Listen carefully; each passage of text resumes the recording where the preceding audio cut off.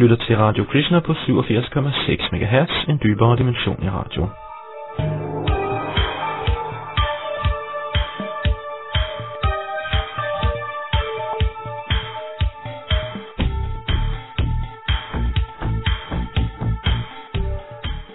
I den næste halvanden time her i Radio Krishna skal vi høre en forelæsning med vores videnskabsmand Sadaputa.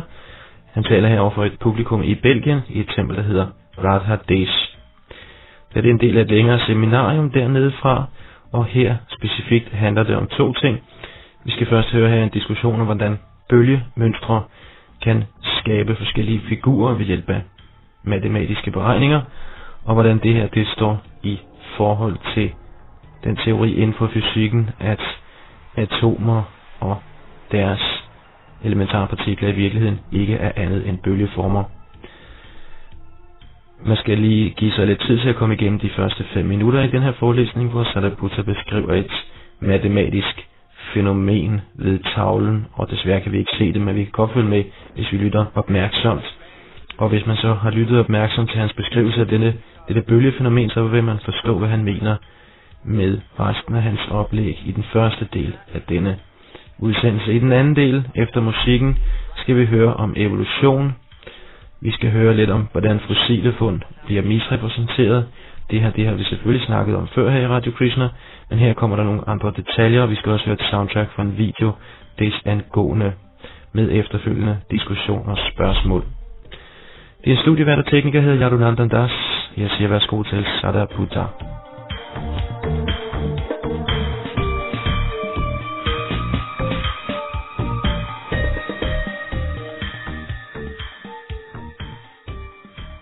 Present the mathematics of that wave phenomena that I was describing yesterday. How many would like me to present something? Okay, I'll present that. So, the point that I was making there was that you could generate any particular desired pattern from some initial pattern of waves. And this is based on the principle of a hologram. So here's how that works. I'll just briefly describe it. Suppose you have a plane. This is like the surface of water, let's say.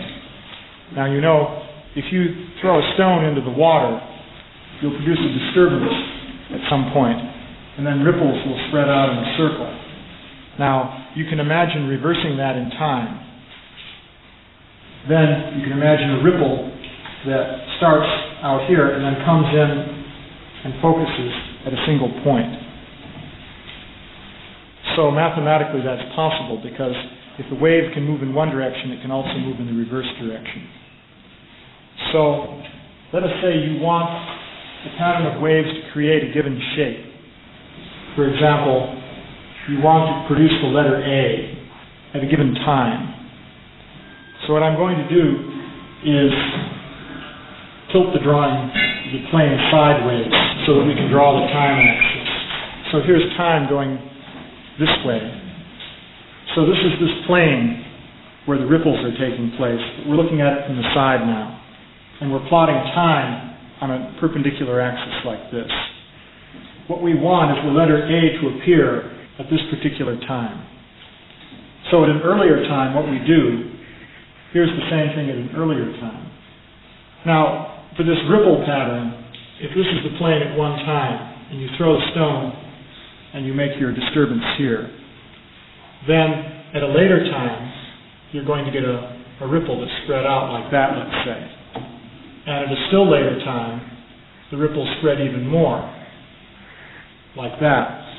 So it's like a cone that's spreading out as time passes.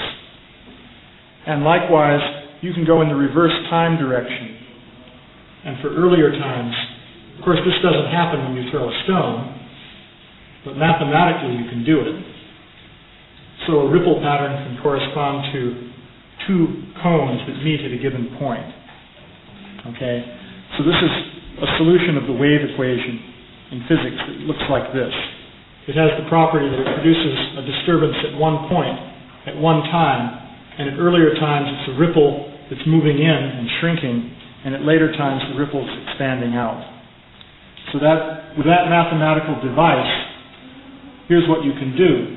For each point on the A, you draw such a cone, and at this earlier time, we have a particular ripple for that point. Now you do that for each point, and you just add these ripples together. Now you can superimpose waves, you can add them. So for each point you add them. So you'll have a bunch of ripples that are added one on top of another. And there's what's called wave interference when you add them. In some places they add, and in some places they subtract. So what you'll get here is a complicated pattern. But what happens is, if you start with this pattern of waves, then each ripple pattern acts as though it's by itself. This is the nature of waves. So at this time, each one will be focused to the given point, which we used in order to determine that ripple. And thus, at this time, you'll have the letter A appearing. Now suppose at a later time, you want to have the letter B, let's say. Well, you just add more ripple patterns. You can, for each point on the B, you add another circle or ellipse back here. You do the same thing that you did for the A. So then what happens is, at this time, the A appears, and then it disappears. And then at this later time, the B appears, and then it disappears. All starting with this initial pattern. So the point of all that is that starting with some kind of wave pattern, you can produce any desired shape on the surface of the water at a given time later on. Now, this is how holograms work. Here I'm using this axis as time, but with a hologram it would be space, and you'd see a three-dimensional image floating in space. For example, you can make a hologram showing an A and a B that float in space on two parallel planes. But here we're just doing it in time. So this just shows mathematically how you can create an initial wave pattern which will produce any desired form. So then the point I was making yesterday, there are 2 points to make. One is that if matter is basically a wave phenomenon, as you have in quantum mechanics, then you could start with some wave pattern and generate all kinds of material forms in principle. In practice, we can't do it because the wavelength is too short for the quantum waves. But in principle, that could happen if you had something that would generate the appropriate initial wave pattern. So if you look at matter on a microscopic level or an atomic level, you see that there's continual patterns of vibration running through matter. This produces what we call heat. So the general idea in physics is that those patterns are completely random. And if they are random or disorderly, then you don't expect them to produce any organized result like this. However, if an element of non-randomness was introduced by intelligent agency, then that would give the possibility of generating any desired large-scale patterns. Of course, the point behind the whole thing is that Supersoul, by adjusting the patterns of wave motion on a subatomic level, could, in principle, generate all kinds of large-scale forms, whatever was desired. And that was the point, just to show the possibility of that kind of thing. And so one should keep in mind this is not a proof that Supersoul does this, or even that Supersoul controls things in this way. But the objective is to show that in the context of modern scientific ideas, such a thing is perfectly possible or plausible. So it's not unreasonable to think that God is controlling everything in nature, directing all the different phenomena that are taking place. So that's the point of the exercise. Yeah? Do we accept the idea that everything which is mathematically possible is physically possible? And conversely, that whatever is mathematically impossible is impossible physically? As far as physical theories are concerned, if you have a given theoretical framework and you can show that a given thing is mathematically possible within that framework, then it's physically possible as far as that theory is concerned. That becomes a prediction of the theory then. So that's what physicists actually do. They will say, all right, we have this mathematical system. Just by analyzing the mathematics, we see that a given thing should be possible. So they will say, this must actually be possible in nature, or else our whole theory is wrong. Sometimes remarkable discoveries have been made that way.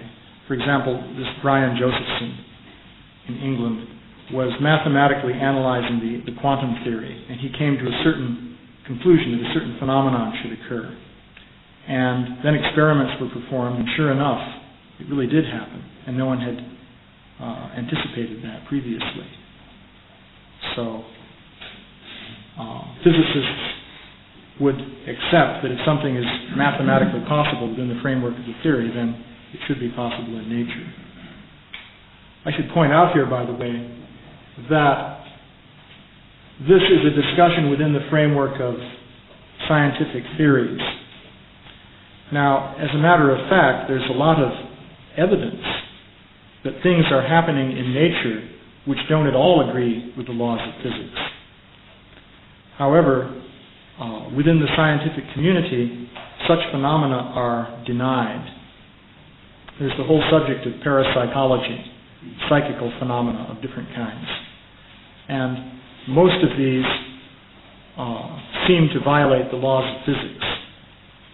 And physicists don't accept that such things happen. So that's a whole controversial area. But this is just intended to show that even if you grant their suppositions about the laws of physics, still it is possible to have control of nature by a transcendental supreme consciousness. Yeah? When you say violate the law of physics, exactly what do you mean? You mean that it's the relationship between two necessarily independent events that they can't demonstrate? Or that yeah, an example would be clairvoyance or mental telepathy. These are names that are used. A person may claim to be able to perceive some event that has occurred at a great distance, or to be able to perceive what someone else is thinking. There's a lot of evidence indicating that this really happens, but there's no known physical mechanism to account for it. You can't explain it by radio transmission. First of all, the brain doesn't transmit radio waves of any strength anyway. There are many difficulties in any kind of electromagnetic explanation. There are no other known phenomena that would transmit information over large distances. So therefore it should be impossible for this kind of thing to happen. But there's a lot of evidence that it does happen. So physicists will tend to reject that. You see, at present, physical scientists do not accept the existence of a more subtle form of energy that you may call mind. But let us suppose they were to accept that, and that they were to accept the different phenomena that we're interested in are being directly caused by this more subtle energy through some kind of interaction. Then the question will be, does that more subtle energy work simply according to mechanical laws of some kind? And if so, then we're back to the same question that we're dealing with here. Because then you have to account for how there's a link between that energy and something transcendental to it. So, essentially we have two pictures here.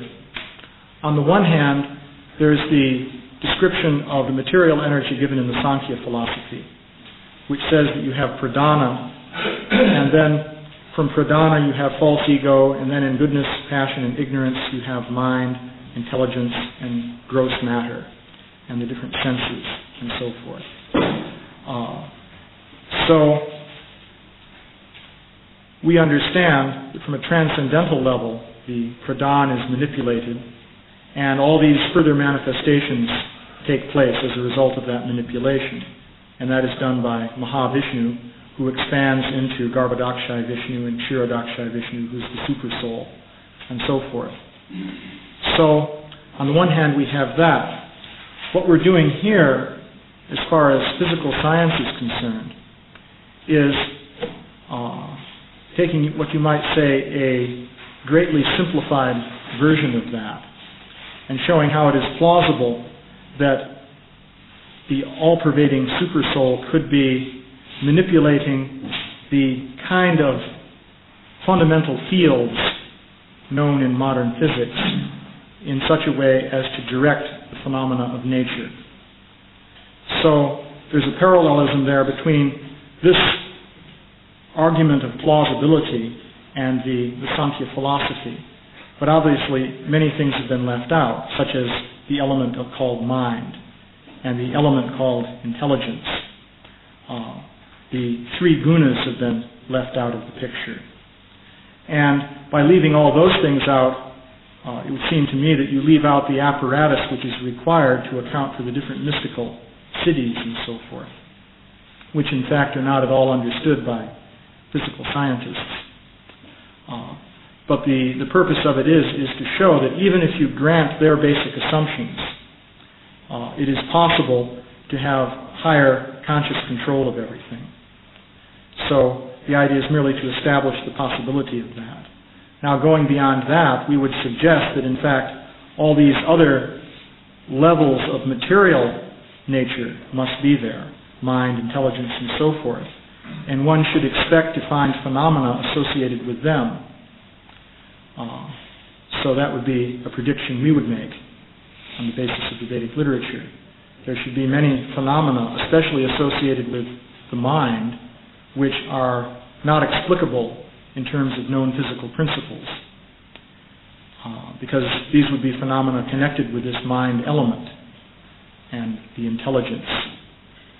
So, in fact, there are many such phenomena. And the problem one encounters in dealing with those phenomena is the scientists tend to reject them.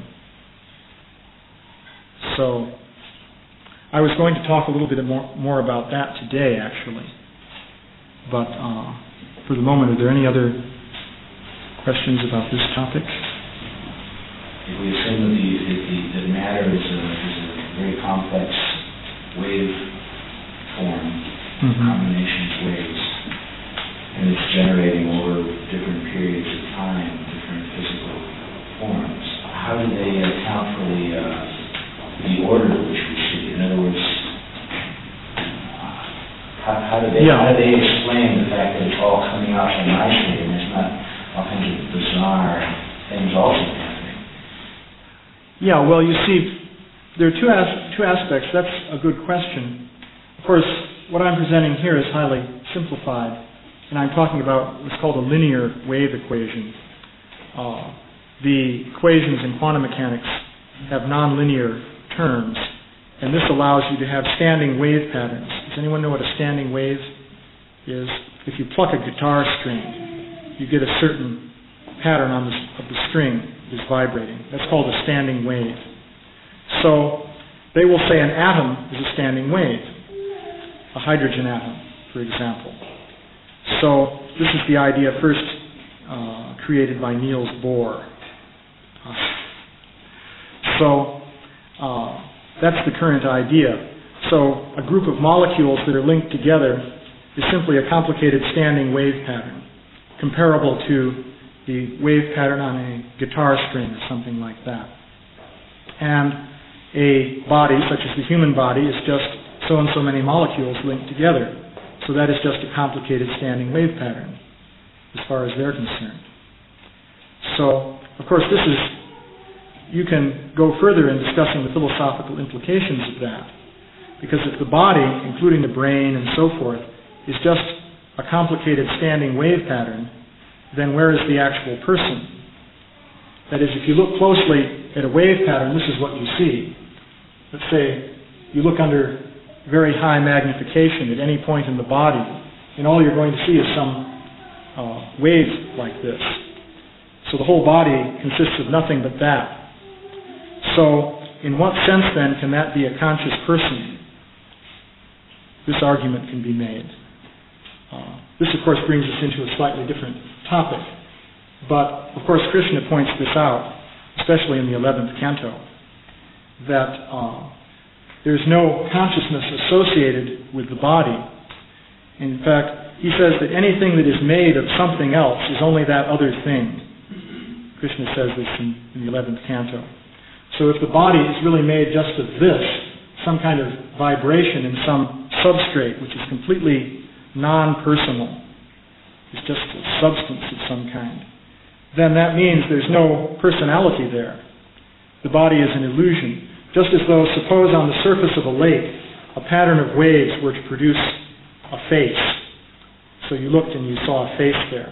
Well, you wouldn't think there was a real person there. You would say that's just a pattern of waves that looks like a face. Well, similarly, this body then is a pattern of waves that looks like a person, but it's not. It's just a pattern of waves. So then, where is the actual person?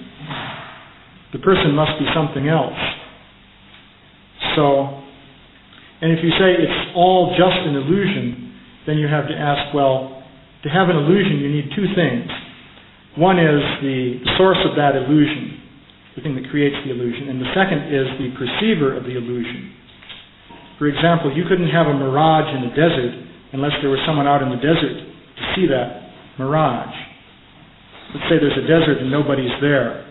So you have a layer of hot air refracting light in some way. But if there's nobody there, there's going to be no perception of a lake in that desert. So there's no mirage. So for an illusion, you need both the arrangement that creates the illusion, in this case the desert and the hot air and so forth, and you also need a perceiver.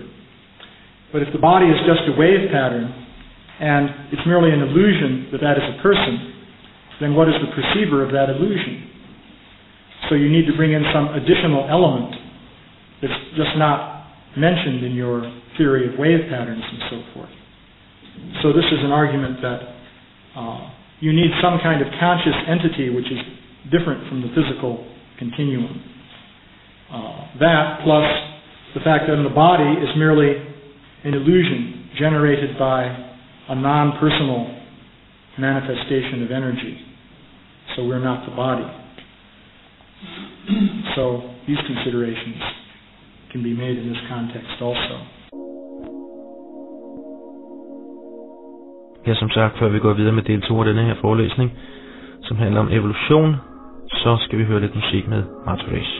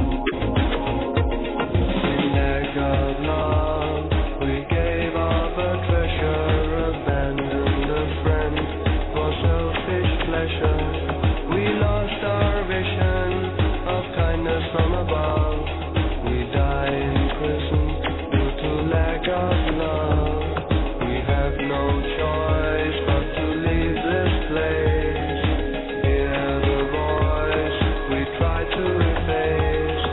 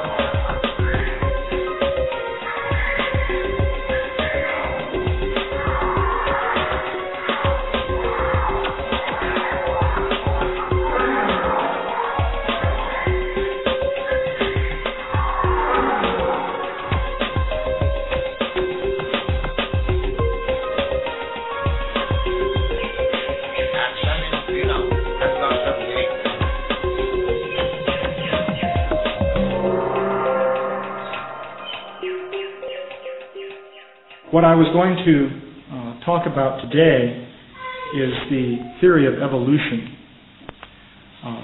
Specifically, in San Diego, we've been doing some work in investigating the empirical evidence regarding human evolution.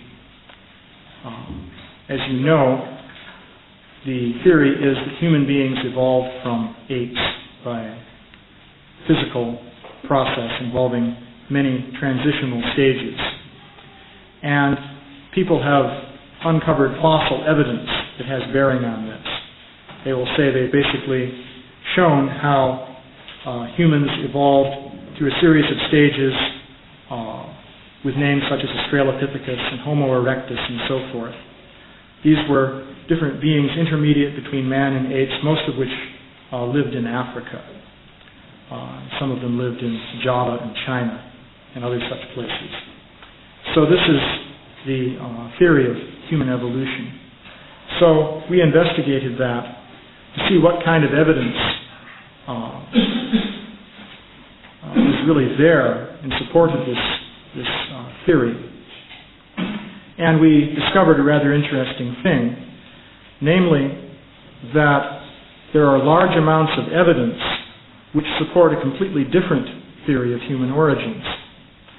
And in fact, historically, early in this century and in the latter part of the 19th century, scientists who, in fact, were mostly evolutionists, were gathering together a great deal of evidence in support of a different theory of evolution. At that time, they were proposing that human beings evolved from apes at a much earlier period. According to the present theory, this evolutionary process mainly took place during what they call the Pleistocene period, going back about 2 million years at most. So, in the latter part of the 19th century, they had a theory saying that human beings had already pretty much evolved from apes back even as far as the Miocene period, which would mean maybe 5 to 20 million years ago, something like that, which is a very big discrepancy compared with the present theory. So what happened was that at a certain point the theoretical views changed and the acceptability of certain evidence changed. So the earlier evidence was kicked out, and then people began to accept new evidence in favor of the new viewpoint. So this is significant in general because it indicates that in empirical studies, the theory that is considered acceptable has a very large role to play in determining what is accepted as evidence. Basically, especially in this archaeological field, but also in other areas, evidence is always imperfect because the people who find the evidence are imperfect. So you can always criticize or reject any given piece of evidence. So what happens then is that you find a double standard being used, in which evidence that goes against an accepted theory is rejected on the basis of its imperfections, but evidence that goes in favor of that theory is accepted in spite of its imperfections. So a double standard is applied. The basic conclusion we would suggest that you could derive from this is that you can't really trust these empirical studies as a means of finding out about human origins. This is true certainly of archaeological studies, which depend on large numbers of individual discoveries made by many different people in many different times and places, and also reported by many different persons in different literatures. When you have a system of discovery and transmission of knowledge involving large numbers of people in this way, there's much room for editing and misrepresentation of the evidence. And in fact, that does happen. So, what we have been doing is making use of computer graphics to make videos presenting some of these ideas. So this is an example of one thing we've done, and I'll try to show this now. Everything works.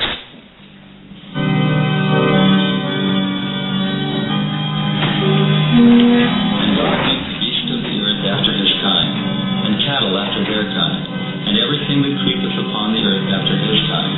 And God saw that it was good. And God said, Let us make man in our image. So God created man in his own image. Male and female he created them.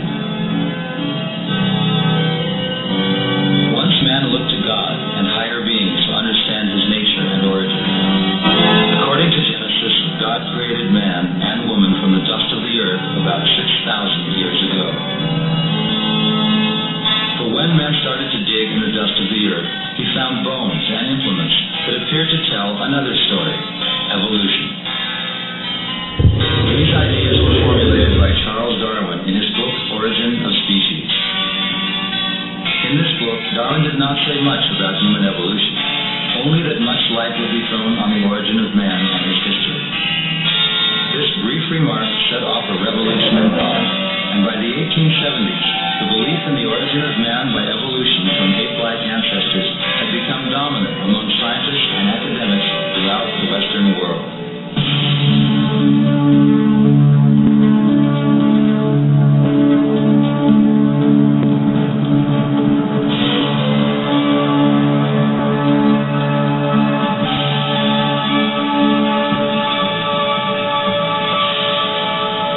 In the years following the publication of The Origin of Species, various scientists began drawing family trees, showing how the human species evolved from lower animals.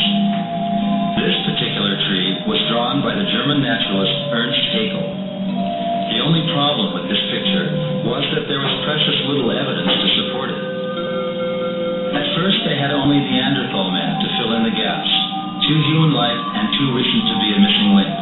But scientists committed to Darwinian evolution expected that fossils of a genuine ape man sufficiently ancient would soon be found. In fact, Haeckel commissioned this painting, showing exactly how he should appear. He called him Pithecanthropus alavis, the speechless ape man, and scientists were not disappointed. Fossils said to represent a whole series of intermediates were discovered over the next several decades. Here is the picture that emerged.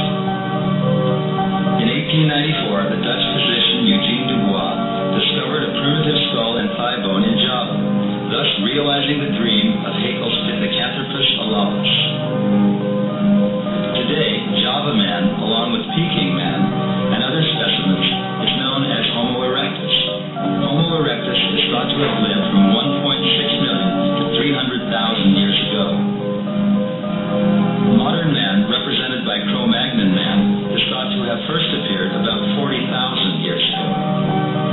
Neanderthal man, now generally thought to be an offshoot from the main line of evolution, existed from 150,000 to 35,000 years ago.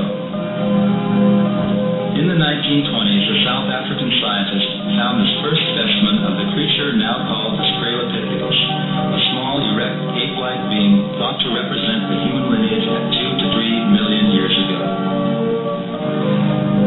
In the 1950s, Lewis and Mary Leakey discovered Homo habilis, an intermediate between Australopithecus and Homo erectus. According to the current scenario, the initial stages of evolution from Australopithecus to Homo erectus took place in Africa. Homo erectus then left Africa and spread widely throughout the tropical and temperate latitudes of the Old World. Somewhere in this broad region, it is believed Homo erectus evolved into Homo sapiens.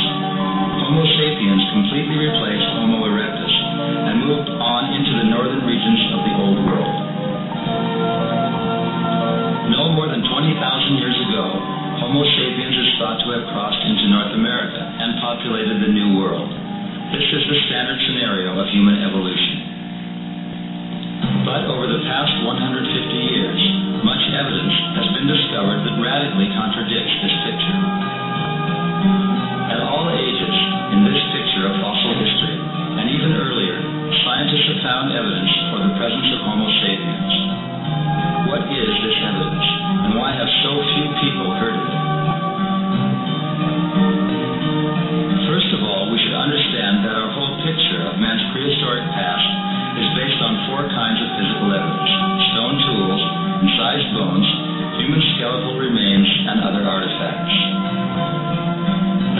tool like this one, from a site in Torralba, Spain, may look like an ordinary rock, but experts in lithic technology can identify the chipping and fracturing as the product of human work.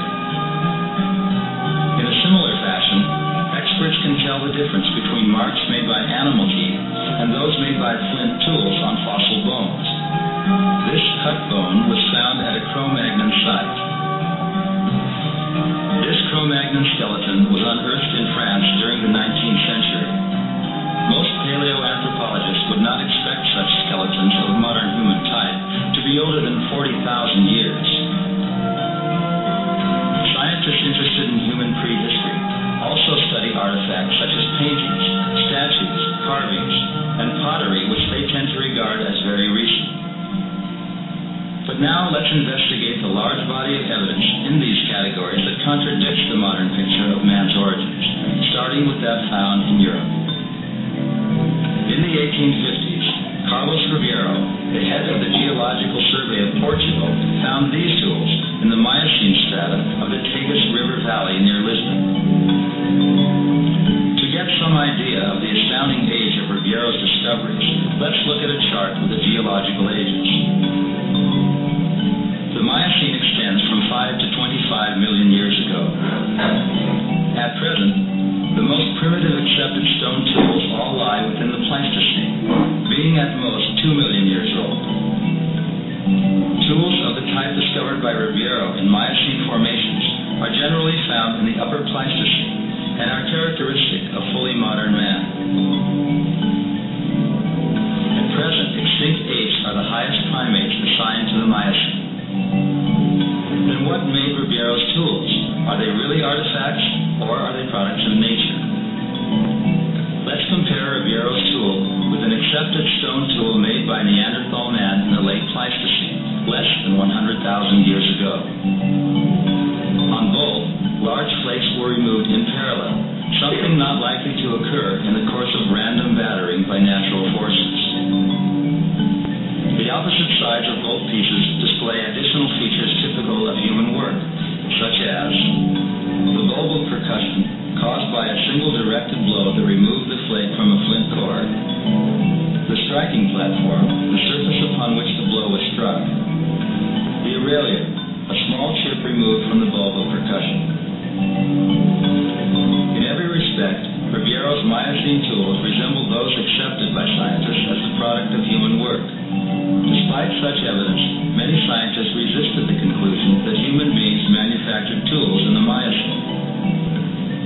At an International Congress of Archaeology and Anthropology held in Lisbon in 1871, a commission of scientists was appointed to examine the sites of Ribeiro's discoveries. One member of this commission, the Italian geologist J. Bellucci, found this tool in Miocene strata. All the scientists present agreed it was identical to late Pleistocene scraping tools. This led some to claim that it was indeed a late Pleistocene tool that had been washed into a Miocene formation from above. But the tool was found firmly embedded in the upper surface of an overhanging section of the Miocene layers. Stone tools even older than those of Portugal were found by the Abbé Bourgeois at Tenay in France.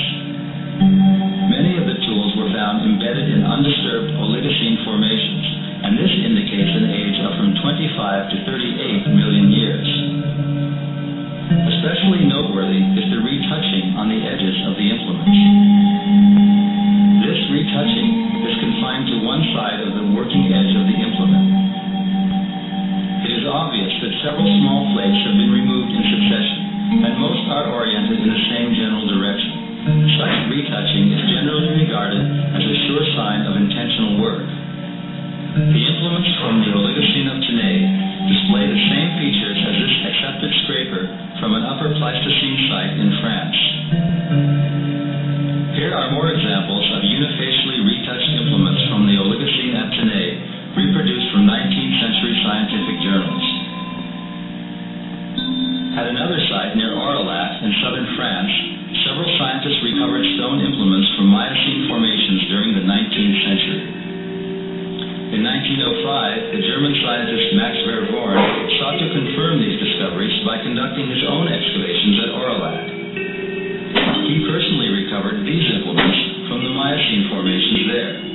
Here, the cortex, or upper surface of the flint, has been removed from the working edges, which have been carefully chipped to form a point.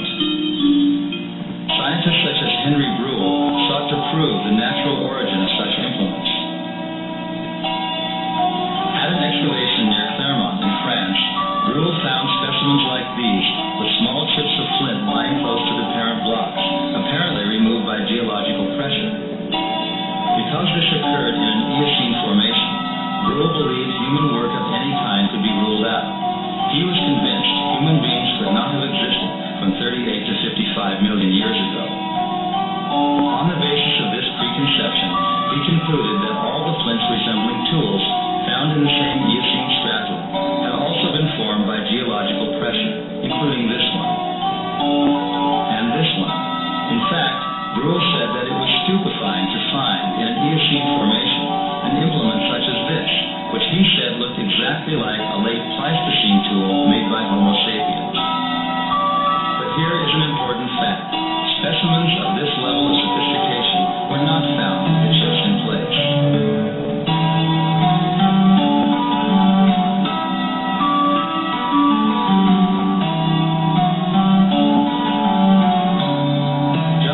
Geological pressure might have produced effects like this does not mean it can produce implements like this, complete with wear marks in the appropriate places.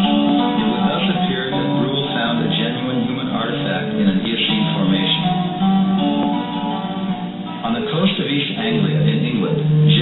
Reed Moore and other researchers reported several intriguing discoveries. This pointed piece of wood was recovered from the Cromer forest bed in East Anglia. The right end has been cut off flat, as if by sawing. The Cromer forest bed formation dates to the latter part of the early Pleistocene and is about 1 to 1.5 million years old. J. Reed Moore noted that at one spot it seems that, as is often necessary when sawing, it is hard to see how such sawing could have been accomplished without tools considered quite modern. Another discovery was this carved shell, presented in 1881 by geologist Henry Stokes to the British Association for the Advancement of Science. It was recovered from the Red Crag Formation, which is 1.5 to 2 million years old. It may be recalled that according to standard opinion, human beings capable of such work did not appear in Europe before 40,000 years ago. Below the Red Crag Formation is a layer called the detritus bed, lying upon the Eocene London clay. It is composed of fossils and sediments from the Pliocene, Miocene, and Oligocene periods. Anything found here could be anywhere from 2 to 38 million years old. J. Reed Moore recovered these bone implements from the detritus bed below the Red Crag. The fractures that form the points go across the natural grain of the bone, indicating intentional work rather than natural breakage. Also discovered in the detritus bed was this round object, characterized by Henry Brule, one of Europe's leading experts on prehistoric man, as a sling stone similar to those used recently in New Caledonia.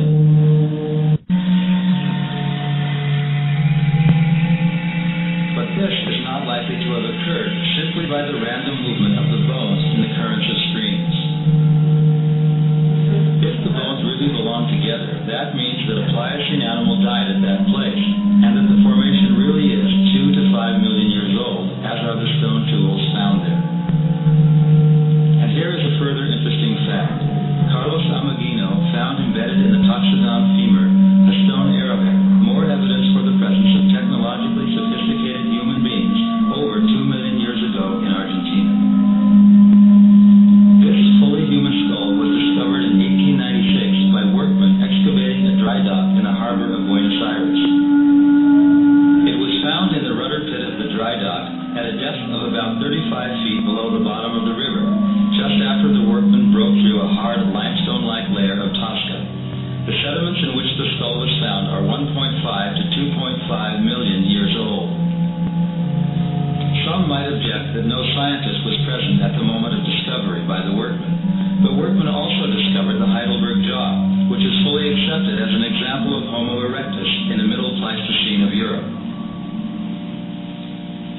1850s, miners first panned for gold in the gravels of California rivers.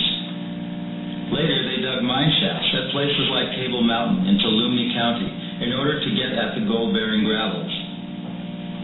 The gravels were originally deposited in rivers that flowed here millions of years ago during the Miocene period and earlier. At the end of the Miocene, volcanic eruptions covered the entire area of basalt.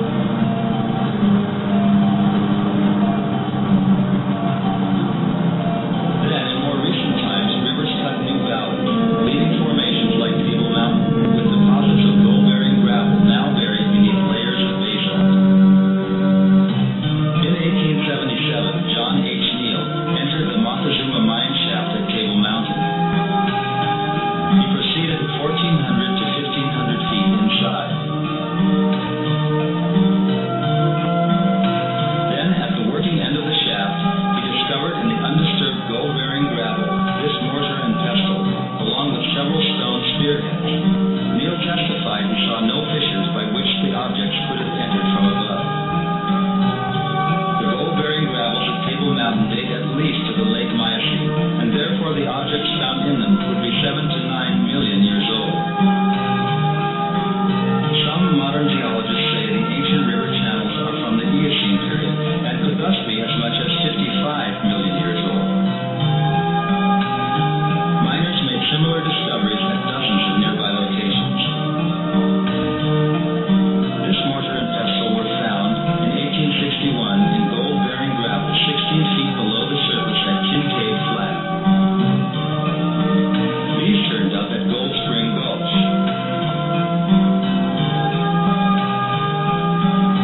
And this, 200 feet inside the Boston Tunnel Company mine at Table Mountain. This interesting object was found in 1864, 16 feet below the surface in gold-bearing gravel at Oregon Bar in Placer County. These examples and many others were reported by J.D. Whitney, a state geologist of California. Nevertheless, some objected that they were all hoaxes by miners. But in 1869, Clarence D. King of the U.S. Geological Survey discovered this pestle, firmly in place at Table Mountain. It is shown alongside a modern Indian pestle. The American anthropologist W.H. Holmes rejected the California finds mainly because they did not fit in with his ideas about evolution. The discovery of Java men had put an ape man in the Middle Pleistocene, so how could you have an advanced stone tool-making man in the Miocene or Eocene? According to Holmes, it was completely out of the question. Nevertheless, many scientists, most of them evolutionists, had discovered abundant evidence for a human presence in the Pliocene, Miocene, and earlier periods.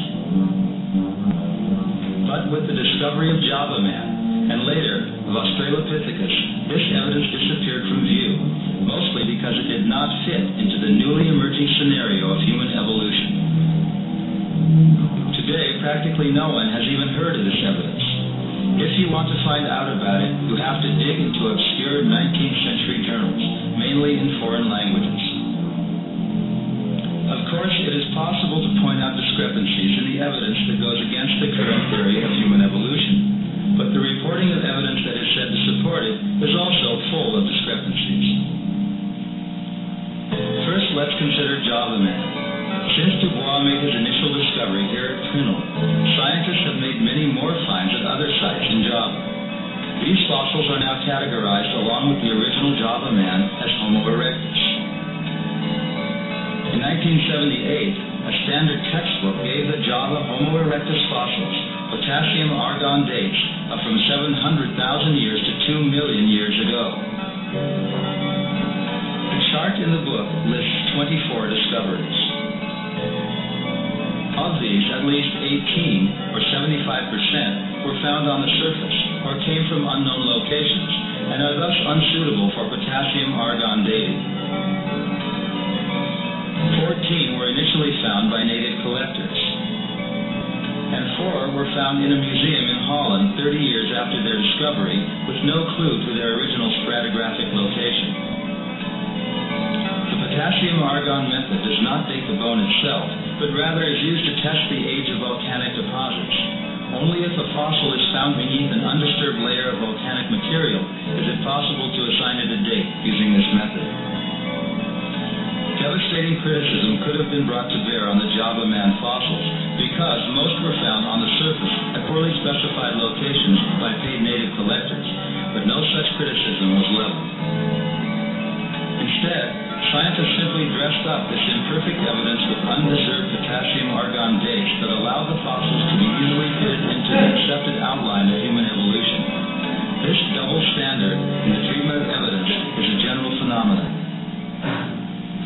Let's consider how this process of selective acceptance and rejection of evidence operates in a related field we have already briefly touched upon, the peopling of the New World.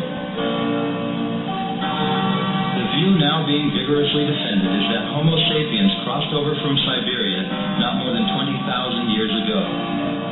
Yet scientists have discovered a great deal of evidence suggesting a far more ancient human presence in the New World. Even though this evidence is comparable in quality and quantity to the evidence used to support the dominant view, it is rejected by establishment scientists. For example, in 1899, Ernest Volk, a collector for the Peabody Museum of Natural History at Harvard, found a Homo sapiens femur embedded in glacial strata at Trenton, New Jersey. The layer in which the bone was found is said by the New Jersey Geological Survey to be about 107,000 years old. This small statue, found in Nampa, Idaho in 1889, came from an encased well shaft at a depth of 300 feet. The level at which it was found is now dated by the U.S. Geological Survey as being between 300,000 and 2 million years old.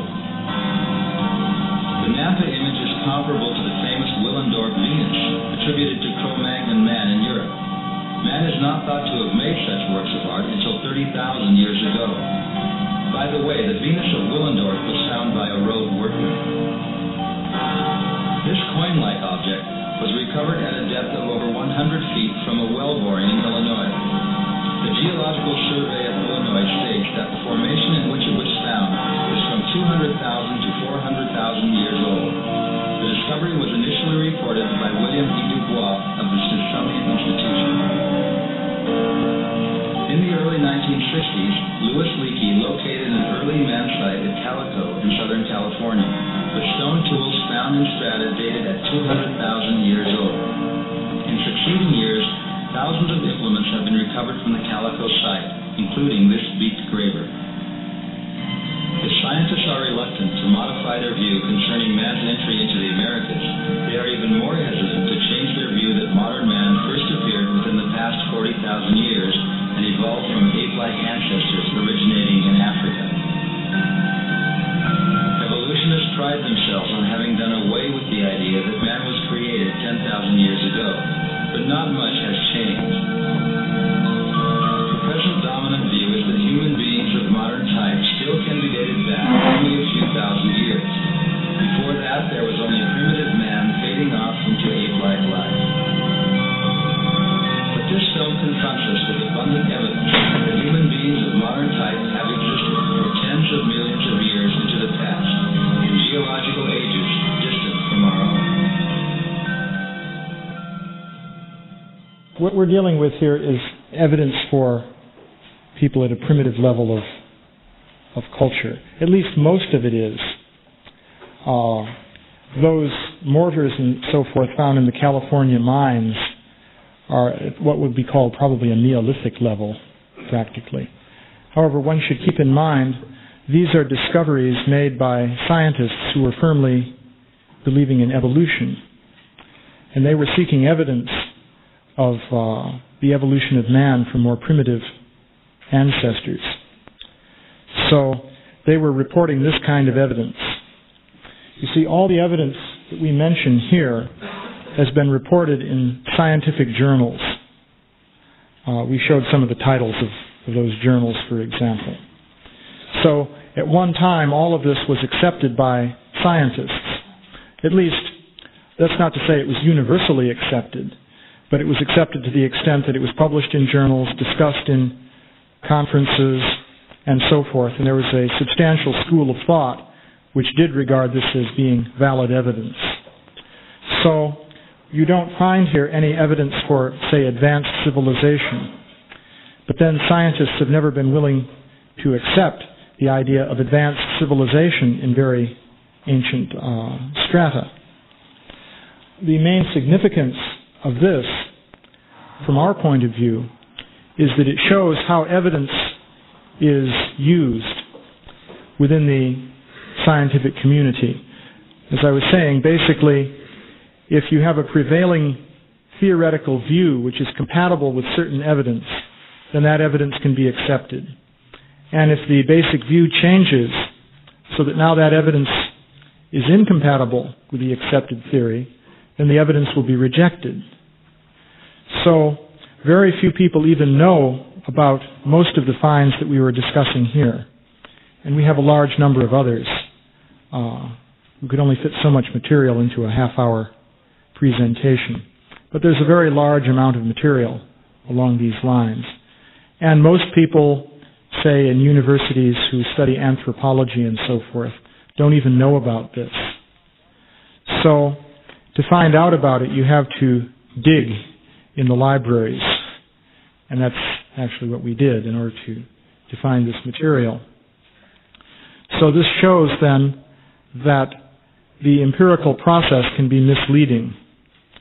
One will be told that we have a certain theory and there's certain evidence to back it up, but there may be a whole body of evidence that completely disagrees with it, which has been eliminated on that basis. So as far as ancient civilization is concerned, now in the second half of this video, we're going to introduce some more controversial topics than the material we've introduced here.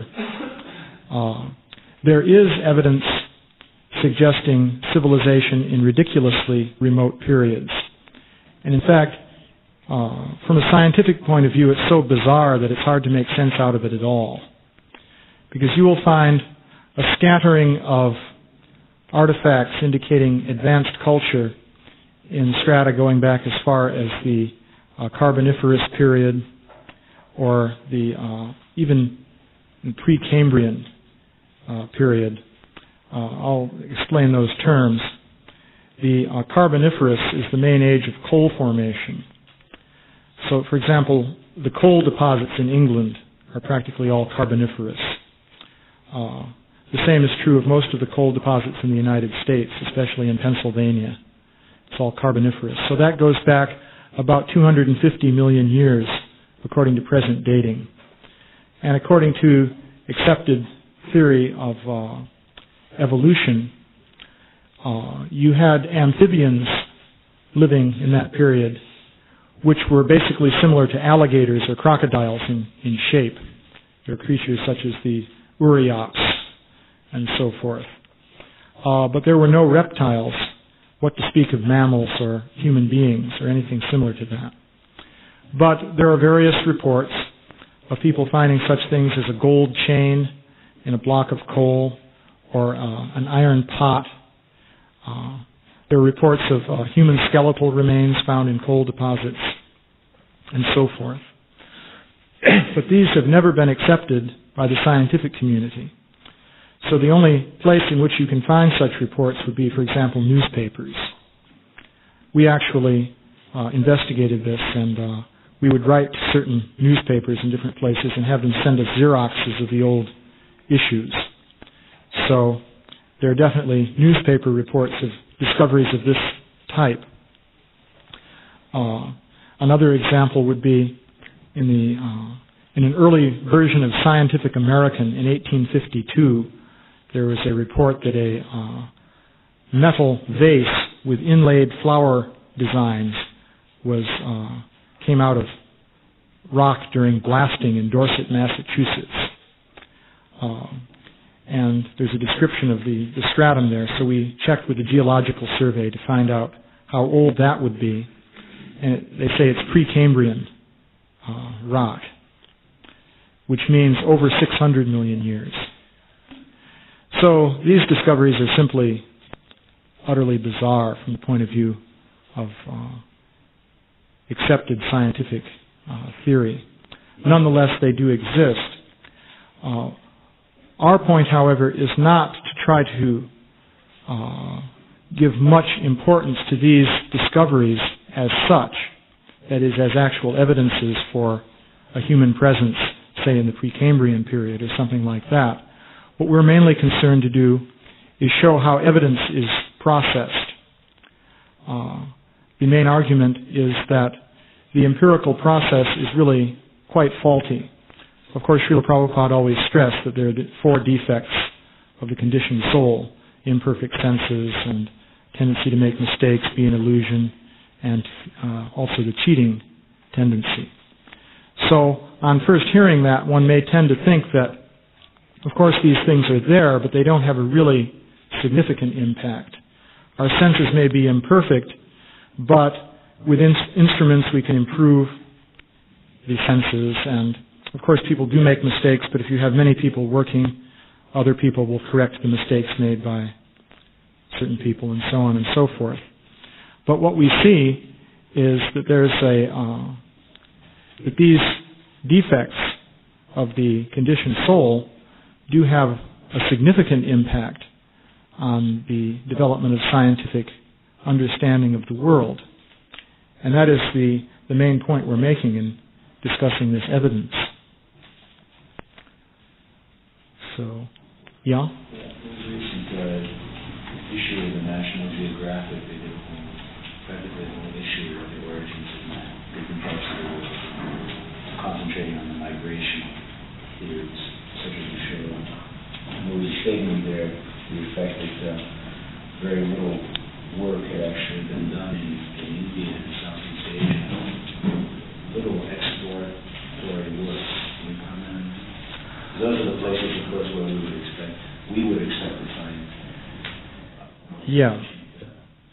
Well, there's always the question of what you might find in India. Yes, relatively little work has been done there. There's a very active school of archaeology in India at the present time. Basically, those archaeologists are following the example set by the British and finding things that are more or less in conformity with accepted views. For example, they will say that they have excavated the site of Hastinapur. And they will say that Hastinapur goes back at most to about 800 BC. And at the level of 800 BC, it was a very crude village with mud brick walls, probably thatched huts and things like that. Nothing more advanced than that. And nothing of any significance was built there until about 300 BC, they will say. So you can find reports of this kind. Now, there's another school of thought in Indian archaeology which is oriented, it seems to me, in a more nationalistic fashion. And discoveries are reported suggesting a continuous civilization in India back to about 2000 BC. For example, you've probably heard about excavations of Dwarka. I was just talking with this fellow S.R. Rao, who is conducting those excavations. Basically, they just send divers down from boats off the coast of Dwarka, and they find stone walls and various artifacts and so forth under the ocean there. So he's advocating the view that they're actually discovering the city, Krishna's city of Dwarka. And he gives a date of 1500 BC for that, based on different dating methods. So these discoveries are interesting because this is a much earlier date than I think is generally considered acceptable by Western archaeologists, or even by many Indian archaeologists, as far as civilization in India is concerned. Basically, they try generally to give fairly recent dates for civilization in India. So, it remains to be seen, though, what discoveries might be made there. So, as I say, the basic point we're making is that the discoveries that are made, reported, and accepted are very highly conditioned by the theoretical views of the people involved. So if you're not willing to accept a given kind of thing as being possible, then you're not going to discover it. Or if you do discover it, it's not going to be reported. Yeah? There are also some stories about evidence which was completely suppressed, and that's at least the material you showed here. Apparently it was published at some time because it conformed to at least the present evolutionary theory. But there were also evidence which was from the moment of the discovery. It was really yes.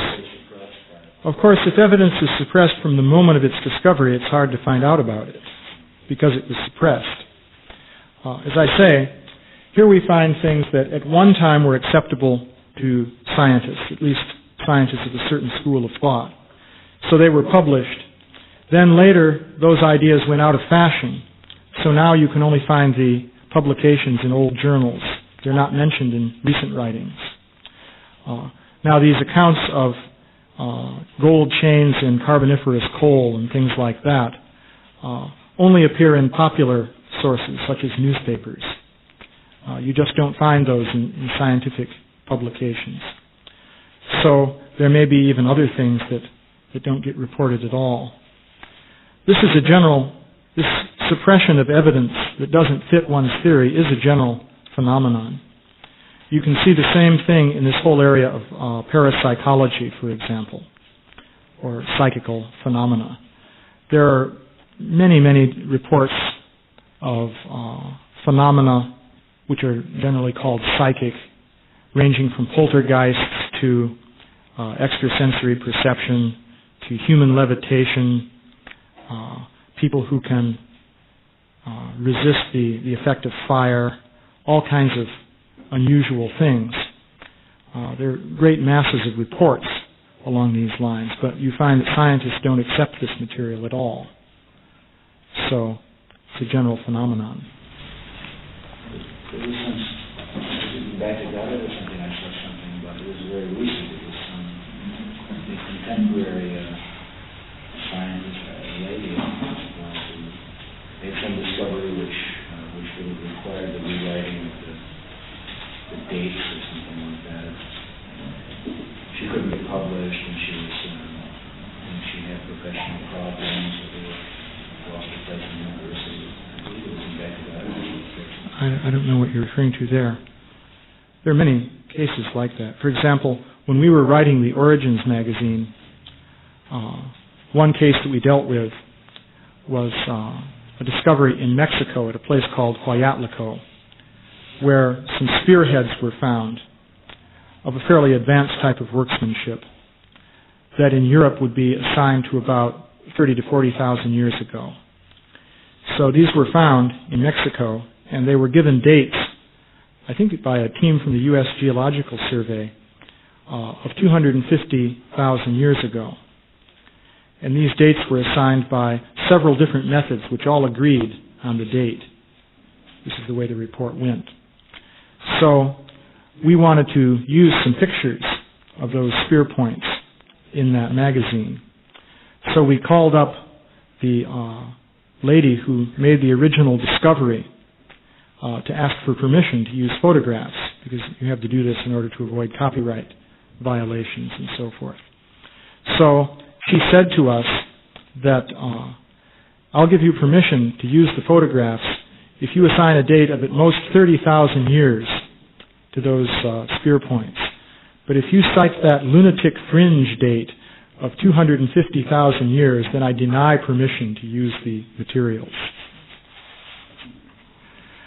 So these things are going on. Yeah? Is it the right time to speak a little bit about the recent evolution of civilization with Indo-Europeans invading India and evolution of language from Indo-European to Sanskrit? Or is it really more appropriate on the days? Well, I could mention something about that. There's not much that I can say about it because that's a whole subject that would have to be researched properly. However, it would appear there is no physical evidence for an Aryan invasion of India. So this idea of an Aryan invasion, it would appear, is mainly a theory developed for political purposes. It was very effective as a method of divide and conquer in India. The idea was that one can say that in India the people who originally lived there were the Dravidians. And then later on the Aryans, speaking languages related to Sanskrit, invaded and took over a good part of the country, except for the southern part of India, which is still Dravidian. So this can be used to create dissension within India, and in fact that's going on. There are political parties today of Dravidians who are opposed to Aryans and so forth. But there's no physical evidence indicating that such an invasion ever took place. And some scholars in India have pointed out that in all the Vedic literatures, including the Rig Veda and so forth, there are no references indicating that the people ever came from another location. Now this is interesting because in the traditions of many people around the world, you do find stories indicating that they came from another place. For example, even the ancient Egyptians had the story that their ancestors came from a land called Punt, just to give one example. So they didn't regard themselves as indigenous to Egypt. They thought they came from somewhere else. But there's no reference of this kind in any of the Vedic literatures. And yet they're dated back to a time very close to the supposed time when the Aryan invasion took place. So in any event, mainly you have a lack of evidence. Of course, the strongest argument which is used for an Aryan invasion is that there is a clear-cut similarity between Sanskrit and various Indian languages and languages spoken in Europe and also other parts of Asia. So either then these languages must have initially been spoken in India and then there had to be a radiation going out of India, or else they were spoken somewhere outside of India and there had to be an invasion going into India. So if you adopt the first point of view, you'd have to say that the main languages spoken in Europe are derived ultimately from India, which is not considered very acceptable. So therefore the opposite point of view is presented. The theory is entirely based on language. That's the point. There's no physical evidence in terms of artifacts. There are no inscriptions dating to ancient times indicating an Indo-European invasion, nor are there any traditions which survive to the present day indicating such a thing. So the analysis, the theory is entirely based on similarities between languages and an attempt to reconstruct the history of language by analyzing how words are supposed to change in form over the centuries and so forth. Based on studying the grammatical structure of language and the form of the words and so forth, they will argue that a given language had to have a given ancestor and so forth. They've actually constructed a language that they call Proto-Indo-European. In fact, you even find Proto-Indo-European roots of words in some dictionaries. But it's entirely an artificial construction based on theories of how languages change with time. So that's the real basis for their arguments. I say there's no archaeological evidence.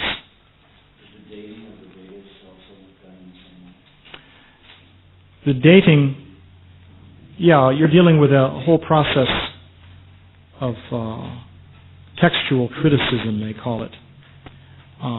Scholars will examine different texts and try to analyze on the basis of the kind of vocabulary used, the particular grammatical forms and so forth, what the historical development of the texts actually was.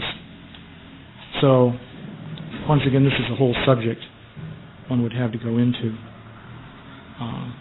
I'll just give you an example of what goes on here. I have one book which purports to give a translation of the hieroglyphic writing of the Harappan civilization in the Indus Valley. They also call that the Indus Valley civilization. So in this book, the Harappan hieroglyphics are translated as being in the Sanskrit language.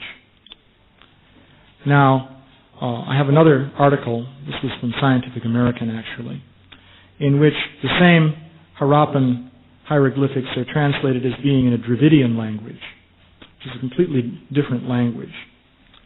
So, obviously somebody is wrong there, because you have the same thing being translated as, or being interpreted as belonging to two completely different languages.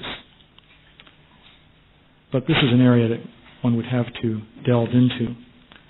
As I say, the basic principle that we're getting at with this presentation and others that we're also working on is that there is a great deal of room for error in these empirical studies. And you can have wholesale misrepresentation of evidence. But to show that that's happening in any given case, you have to do a tremendous amount of work in order to uncover all the different things that are going on. I might mention one interesting thing about India is that there are local traditions which support the idea of the existence of a Vedic civilization. Because many of the different events described in literature such as the Bhagavatam are also described in specific local traditions in different parts of India. Now, someone may argue that the events in the Bhagavatam were just created by imaginative poets at some point, and then people in general adopted these ideas as the scriptures were spread around. One can propose that. But then you have to explain how it is that these specific local traditions arose. For example, in the Himalayas, there's a town, this is just one example, called Nirmand, where the tradition is that this town was founded by Parashurama in the Treta Yuga.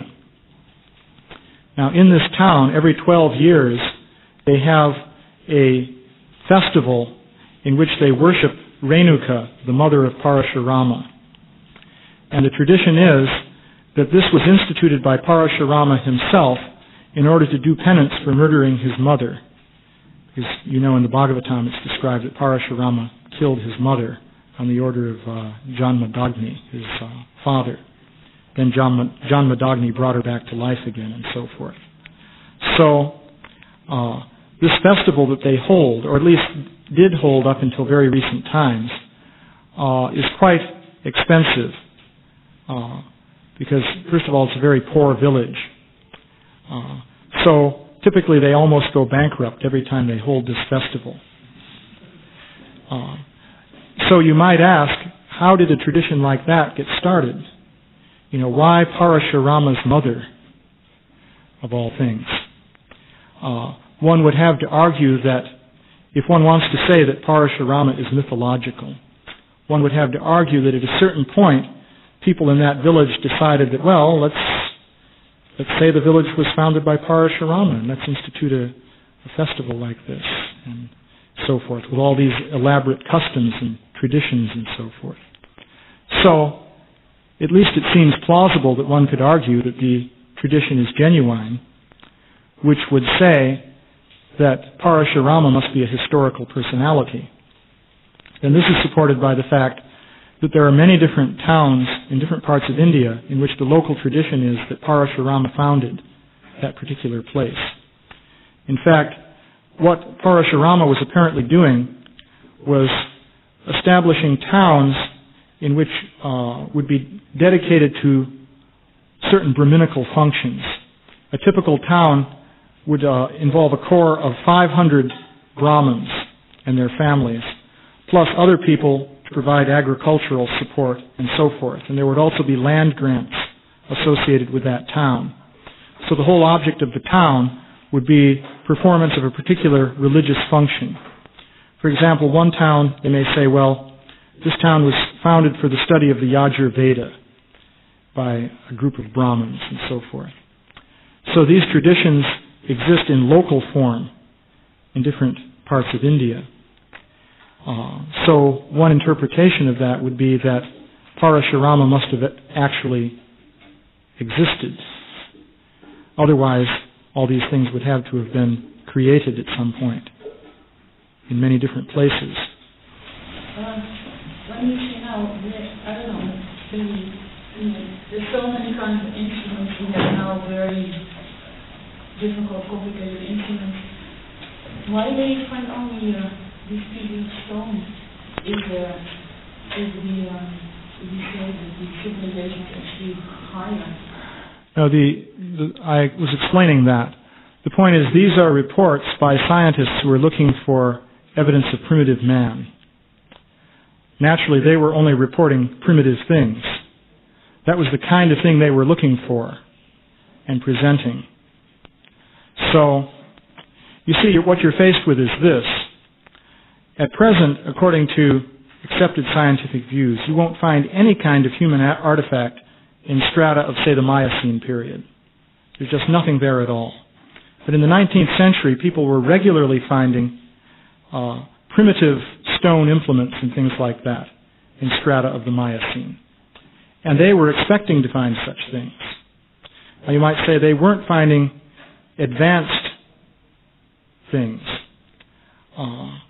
But then you can turn to non-scientific sources and find reports of that sort of thing.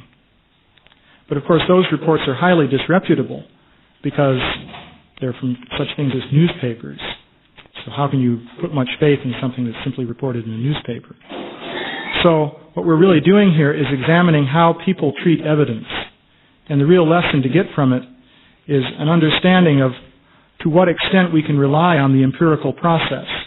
Because one is really depending on other people making discoveries and then reporting them, writing them down, transmitting them to us in some sort of written form. So in the course of that process, what happens to the information?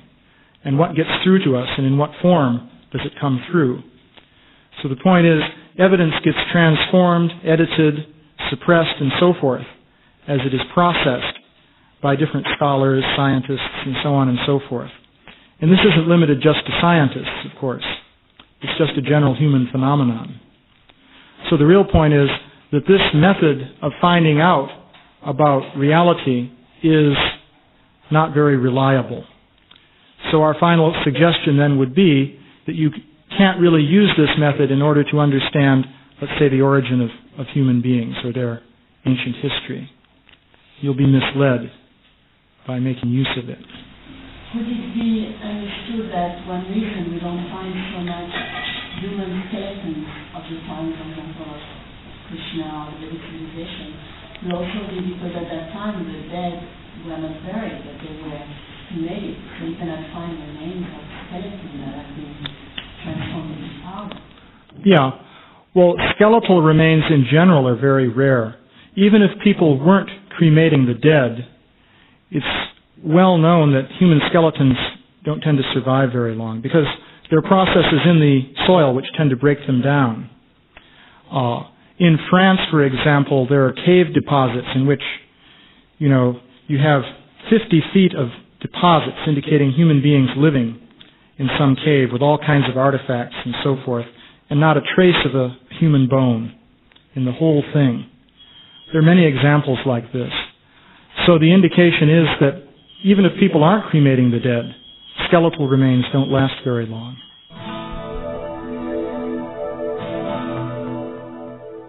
Vi siger tak til Sadaputa Dasa og hans publikum.